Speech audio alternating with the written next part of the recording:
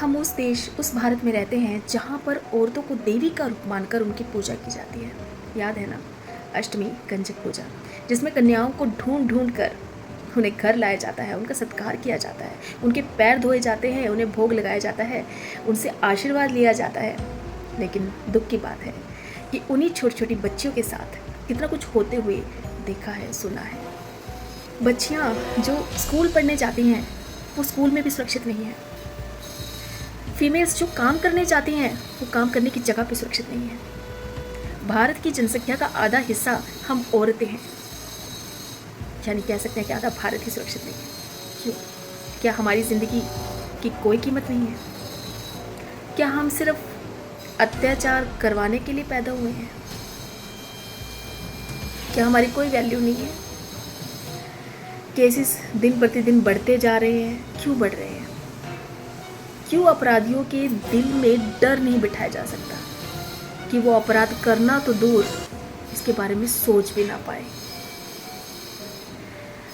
देखिए, इस टाइम जो है वो सोशल मीडिया इतना ज़्यादा विकसित हो चुका है, इतना ज़्यादा डेवलप हो चुका है कि हमें अपने देश से ज़्यादा बाहर के देशों की भी खबरें सुनने को, पढ़ने को मिल रही हैं कि वहाँ पर अपराधियों को किस तरह से ट्रीट किया जाता है, या कह सकते हैं कि अपराधियों के दिल में किस तरह से डर बिठाया जाता है कि वो अपराध कर ही ना पाए। तो भारत क्यों नहीं कर सकता? क्यों नहीं कर सकता भारत? मैं आज की वीडियो में डॉक्टर मौमिता के केस के बारे में ही बात करने जा रही हूँ। डॉक्टर मौमिता का केस और इस तरह से निर्भया केस भी हम सबके सामने आया है, लेकिन इससे पहले भी बहुत कुछ हो चुका है और हो रहा है। कुछ चीज़ें हमारे सामने आ पाती हैं और कुछ चीज़ें नहीं आ पाती। कई कानून के डर से नहीं आ पाती, या फिर घर वाले अपनी इज्जत की दुहाई दे देते हैं कि नहीं, लोगों के सामने बात नहीं जानी चाहिए, तो केस नहीं दब जाता है। कईयों के ऊपर राजनीति, यानी हमारी पॉलिटिकल जो होते हैं नेता, उनका दबाव आ जाता है कि बात सामने नहीं आनी चाहिए, दबा दो। और कुछ केसेस हम सबके सामने आ जाते हैं क्योंकि हम जनता उसके खिलाफ आवाज़ उठाती है, प्रदर्शन करती है। कैंडल मार्च ही सही, लेकिन कुछ तो किया। हमसे जितना हो सकता है हम वो करते हैं। और आप सभी से रिक्वेस्ट है कि अगर आप साथ दे सकते हैं तो दीजिए, वरना अगर कोई कुछ कदम उठा रहा है इन अपराधियों के खिलाफ तो उनके इस काम में बाधा मत डालिए। अगर साथ दे सकते हैं तो दीजिए, अगर कुछ नहीं कर सकते तो चुप बैठकर बस तमाशा देखिए। डॉक्टर मौमिता के केस पर हम आते हैं। कितना दिल दहलाने वाला ये जो घटना हुई है। डॉक्टर मौमिता जो अभी अभी सभी सोशल मीडिया पर सिर्फ डॉक्टर मौमिता की खबरें हमें रोज़ सुनने को मिल रही है। कितनी बड़ी ट्रेजेडी हुई लेडी डॉक्टर के साथ। अब बताइए, क्या डॉक्टर मौमिता ने छोटे कपड़े पहने हुए थे? क्या वो सड़क पर आधी रात को अकेली घूमने जा रही थी कहीं? क्या वह नशे में थी या फिर लड़कों के साथ पार्टी कर रही थी? क्योंकि जब भी कोई अपराध होता है तो सबसे पहले लड़की से ही सवाल किए जाते हैं, यानी लड़की पर ही इल्ज़ाम लगा दिए जाते हैं कि ज़रूर उसने छोटे कपड़े पा रखे होंगे, या फिर वो अकेली कहीं रास्ते पर जा रही होगी, या फिर वो नशे में होगी, पार्टीज़ कर रही होगी, तभी उसके साथ गलत हुआ है, या फिर उस लड़की का उस लड़के के साथ कुछ ना कुछ रिलेशन होगा, उस वजह से उसके साथ गलत हुआ है। मतलब अपराधी को तो बाद में देखा जाता है, उसके बारे में तो बाद में सोचा जाता है कि उसने कुछ गलत किया है तो हमें उसके खिलाफ कुछ करना है, कुछ एक्शंस लेने हैं। नहीं, पहले लड़की के बारे में सोचा जाता है कि उसके कैरेक्टर को खंगाल दिया जाता है कि ज़रूर तुमने ही कुछ गलत किया है, इसलिए तुम्हारे साथ गलत हुआ है। इसलिए काफ़ी केस दब के रह जाते हैं कि कोई फ़ायदा नहीं, तुम्हारी इज्जत चली गई, अब उस इज्जत की और धज्जियाँ उड़ाई जाएंगी, इससे अच्छा है कि चुप बैठ जाओ। ये है हमारा भारत, ये है हमारे भारत का कानून, यानी जिसके साथ गलत हुआ उसी को चुप कराया जाता है। ये है हमारा समाज। क्या गलती थी डॉक्टर मौमिता की? वो तो कहीं बाहर नहीं थी, वो तो अपने काम करने की जगह पर थी। जिस काम करने की जगह को इंसान अपना मंदिर समझता है, उस काम करने की जगह पर थी वो। उसने छोटे कपड़े नहीं पहन रखे थे, उसने वो यूनिफॉर्म पहन रखी थी जिस पर देखकर किसी को भी विश्वास हो जाता है कि वो भगवान नहीं है तो ये भगवान के रूप में ये इंसान है जो मुझे या मेरे अपनों की जान बचा सकती है। वो डॉक्टर थी जिसे भगवान का दूसरा रूप माना जाता है, जो दूसरों की जान बचाती है, लेकिन उसकी ही जान नहीं बच पाई।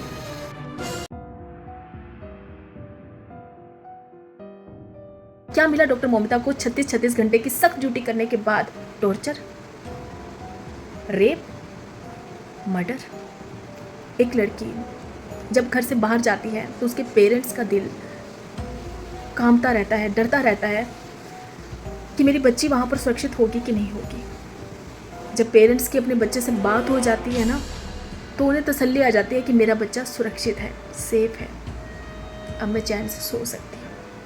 डॉक्टर मौमिता की भी अपनी माँ से सोने से पहले, ये कह सकते हैं कि डॉक्टर मोमिता के साथ जब ये घटना घटी उस रात उन्होंने अपनी माँ से बात की। आखिरी बात उन्होंने अपनी माँ को कहा कि मैं बिल्कुल ठीक हूँ, मैं अपने काम की जगह पर हूँ, तो आप मेरी चिंता मत कीजिए, मैं यहाँ बिल्कुल सुरक्षित हूँ।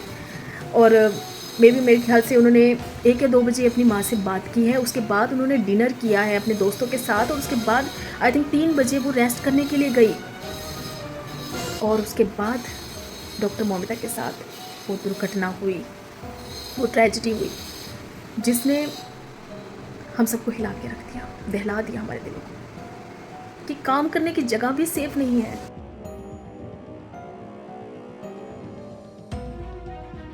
काम करने की जगह जिसे इंसान अपना मंदिर मानता है, उस मंदिर में भी हम सुरक्षित नहीं हैं, तो हम कहाँ सुरक्षित होंगे। डॉक्टर मोमिता के साथ जब ये सब ट्रेजिडी हो गई, उनको टॉर्चर किया गया, उनके चश्मा वगैरह तोड़ के, मतलब इतना बुरा हाल किया गया कि चश्मा जो तोड़ा गया उनकी आंखों में चला गया वो कांच, उनके पूरे शरीर पर जख्म दिए गए, खून बह रहा था। डॉक्टर मोमिता के पेरेंट्स को ये कह के इन्फॉर्म किया गया कि आपकी बच्चे की मेंटल स्थिति ठीक नहीं थी, इसलिए उसने सुसाइड कर ली। मतलब इतनी बड़ी ट्रेजिडी, इतना बड़ा हादसा हुआ, उस पर कुछ रिपोर्ट करने की बजाय, यानी कुछ एक्शन लेने की बजाय, उसी लड़की को ही कसूरवार ठहरा दिया गया कि उसकी मेंटल स्थिति ठीक नहीं थी, इसलिए उसने सुसाइड कर लिया, जस्ट बिकॉज उस हॉस्पिटल का, उस कॉलेज का नाम खराब ना हो। सोचिए कि उन पेरेंट्स पर क्या बीती होगी, सोचिए।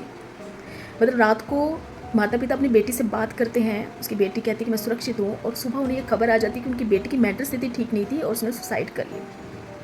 ये हो रहा है हमारे देश में, ये हो रहा है हमारे भारत में, ये हो रहा है हमारी भारत की बेटियों के साथ। तो बताइए हम कहाँ सुरक्षित हैं।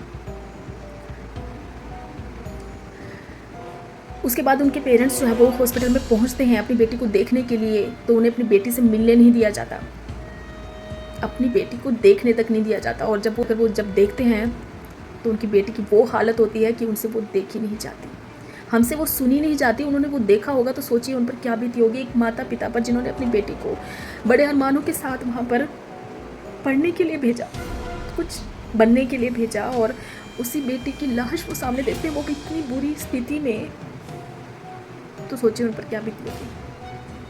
मतलब हम सब की आंखें भरती हैं सब सुन के, देख के, सोच के, तो उसके माता पिता पर क्या बीती होगी। और तो और उनकी बेटी के साथ इतना गलत हुआ, उनकी बेटी की लाश बुरी अवस्था में उनके सामने पड़ी है, और तब भी लोग जो है वो उनकी बेटी पर ही इल्ज़ाम लगा रहे हैं। जो उस कॉलेज या उस हॉस्पिटल के जो भी हेड कर्मचारी थे वो उन्हीं पर इल्ज़ाम, मतलब उनकी बेटी पर ही इल्ज़ाम लगा रहे हैं कि आपकी बेटी की मेंटल स्थिति ठीक नहीं थी, इसलिए उन्होंने सुसाइड किया। क्या डॉक्टर मोमिता को इंसाफ मिल पाएगा? अरे उस इंसाफ का क्या फ़ायदा जो 8-10 साल बाद मिलेगा, उस इंसाफ का क्या फ़ायदा। और उस इंसाफ कह भी नहीं सकते हैं, क्योंकि उस टाइम तक ना जाने कितने अपराध और हो जाएंगे जो हम सबके सामने आएंगे या नहीं आएंगे, क्योंकि डर नहीं है। तो मैं इस वीडियो के थ्रू अपने देश के प्रशासन से, अपने देश के पीएम से एंड अपने देश के राष्ट्रपति से ये निवेदन करना चाहती हूँ कि अब तो टाइम आ गया है, अब तो कुछ ऐसा कानून बना दीजिए कि इन अपराधियों के मन में डर बैठ जाए। ऐसा करना तो दूर, वो ऐसा करने की सोचे भी ना।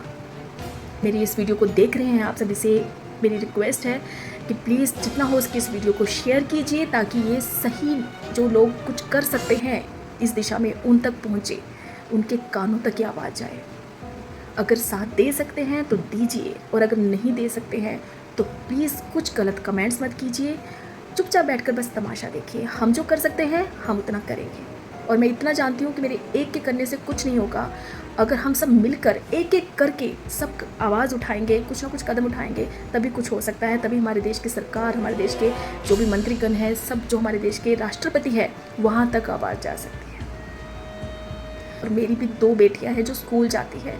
जब वो स्कूल जाती हैं तो मेरा दिल जो है वो डरा रहता है कि वो सुरक्षित घर आ जाए। बस मतलब इतना दिल डरा रहता है कि अब मैं हर रोज़ उन्हें जब टिफ़िन देती हूँ, उनकी बुक्स बैग में डालती हूँ, तो सबसे पहले यही समझाती हूँ रोज़ कि बेटा कोई अजनबी से बात नहीं करनी। अगर कोई भी टीचर ही क्यों ना हो, अगर आपको कुछ गलत तरीके से टच करता है, आपसे कुछ बात करता है, कुछ ज़बरदस्ती करने की कोशिश करता है, तो भाग जाओ वहाँ से, भीड़ में जाओ जहाँ पर सब लोग हैं, जिस पर विश्वास कर सकते हो उसके पास जाओ। मैं रोज़ उन्हें समझाती हूँ। छोटी छोटी बच्ची हैं, क्या सोचती होंगी कि मेरी मम्मा हमें रोज़ क्यों ये समझाती हैं, क्योंकि क्योंकि है तो वो बच्चे ही ना, जो दिल के इतने साफ होते, किसी पर भी जल्दी विश्वास कर लेते हैं। तो बताइए हम क्या करें? बताइए, क्या हम अपने बच्चों को स्कूल जाना बंद करवा दें? उन्हें कहें कि आप बाहर सुरक्षित नहीं हो इसलिए आप घर पे रहो बेटा, हम आपको स्कूल नहीं भेज सकते क्योंकि हमें किसी पर भी भरोसा नहीं है। हम क्या करें? क्योंकि हमारे देश की सरकार, हमारे देश के प्रशासन, हमारे देश के मंत्री तब तक नहीं कोई कानून बनाएंगे जब तक शायद उनकी बेटियों के साथ ऐसा कुछ गलत नहीं हो जाता। क्या हम तब तक के लिए इंतज़ार करें? क्योंकि हम तो आम जनता है ना, हमारी ज़िंदगियों की तो कोई कीमत नहीं होगी।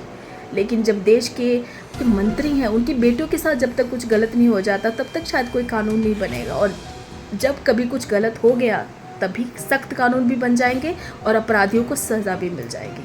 तब तक सिर्फ तमाशा देखना है, बस यही कर सकते हैं। मैं इस वीडियो के थ्रू अपने देश की महिलाओं से भी रिक्वेस्ट करना चाहूँगी, ये बोलना चाहूँगी कि अब खुद को सजाने संवारने का टाइम नहीं है, खुद को संभालने का टाइम है। हमें खुद ही खुद को संभालना होगा। अपने पर्स में मेकअप किट को ले जाना इतना ज़रूरी नहीं है जितना अपनी सेफ्टी किट को ले जाना ज़रूरी हो गया है। कुछ ना कुछ ऐसा ज़रूर रखिए अपने साथ जो आपको मुश्किल की घड़ियों में बचा सके, क्योंकि हमें अपना बचाव अब खुद ही करना पड़ेगा। जब तक हमारे देश के प्रशासन, सरकार नहीं जागती, जब तक कोई कड़ा कानून नहीं बनाया जाता। और अपने समाज से मैं ये रिक्वेस्ट करना चाहूँगी कि जो संस्कार, जो तमीज़, जो बातें एक लड़की को सिखाई जाती हैं, अपने बेटे को भी सिखाइए। बेटों को भी समझाया जाए कि लड़कियों की रिस्पेक्ट की जाए, और सिर्फ अपनी बहन की नहीं कि घर में मेरी बहन है तो मुझे सिर्फ उसकी सेफ्टी करनी है, उसकी रक्षा करनी है। हर रक्षाबंधन पर बेटों को ये समझाया जाए कि सिर्फ तेरी बहन की रक्षा की जिम्मेवारी तेरे पे नहीं है, बल्कि बाहर जो भी लड़की मुसीबत में दिखे या जो भी लड़की बाहर खड़ी है उसकी तुझे रिस्पेक्ट करनी है, उसे तुझे सुरक्षा का माहौल देना है। किसी की इंसल्ट नहीं करनी, किसी को टॉर्चर नहीं करना, किसी को परेशान नहीं करना, ये बेटों को सिखाया जाए तो समाज काफ़ी हद तक सुधर सकता है। देखिए, हम 90s के ज़माने के इंसान हैं कि हमारे टाइम रामायण थी, महाभारत थी और बहुत सारे धार्मिक जो सीरियल्स थे वो उस समय आते थे, जिनका बच्चों के दिमाग पर, यानी हम उस टाइम बच्चे थे तो हमारे दिमाग पर कितना पॉजिटिव असर पड़ा है उस चीज़ों का। हम कई बातें हम सीखे हैं, बहुत अच्छी सीखे हैं, जो हम अपने बच्चों को सिखा सकते हैं, लेकिन हम सिखाते नहीं हैं। हम मोबाइल्स में बिज़ी रहते हैं। बच्चों को भी मोबाइल दे दिया कि चलो आप भी अपने काम में बिज़ी हो जाओ, हमें भी अपना काम करने दो, लेकिन ये गलत है। हम माता पिता को भी अपनी जिम्मेवारी निभानी होगी। जो परवरिश हमें मिली है, जो संस्कार हमने सीखे हैं, उन संस्कारों का कुछ हिस्सा तो अपने बच्चों में डालना ही होगा। बहुत ज़रूरी हो गया आज के समाज में। मैं ये नहीं कहती कि बच्चों के अंदर अंधविश्वास जगाओ, लेकिन जो संस्कार हैं, जो सभ्यता है, जो तमीज़ है, जो रिस्पेक्ट है, वो तो सिखाइए। जो इंसानियत है वो तो सिखाइए। वो संस्कार हम माता पिता ही दे सकते हैं। तो बस ये मेरी आज की वीडियो में आप सभी से, देश के प्रशासन से भी मैंने रिक्वेस्ट की है इस वीडियो में कि वो कोई सख्त कानून बनाए ताकि इन अपराधियों के मन में डर बैठे कि वो ये करना तो दूर, सोचे भी ना इसके बारे में। तब किसी भी बेटी के साथ कुछ गलत नहीं होगा। तो मेरे एक की कोशिश करने से कुछ नहीं होगा। जब तक हम सब मिलकर कोशिश नहीं करते तब तक हमारा देश, हमारा समाज नहीं बदलेगा। हम औरतों को सुरक्षा चाहिए, और वो सुरक्षा तभी मिल सकती है जब हम सब मिलकर आवाज़ उठाएंगे। हम सब मिलकर कुछ ना कुछ ऐसा ज़रूर करेंगे जिससे हमारे देश का प्रशासन, हमारे देश की सरकार, हमारे देश के राष्ट्रपति के कानों तक आवाज़ जाएगी और वो कुछ ठोस कदम उठाएंगे। एक इंसान के कुछ करने से फ़र्क नहीं पड़ता, लेकिन हम सबके कुछ करने से बहुत फ़र्क पड़ता है। तो कुछ कीजिए, समय आ गया है, कुछ कीजिए। धन्यवाद।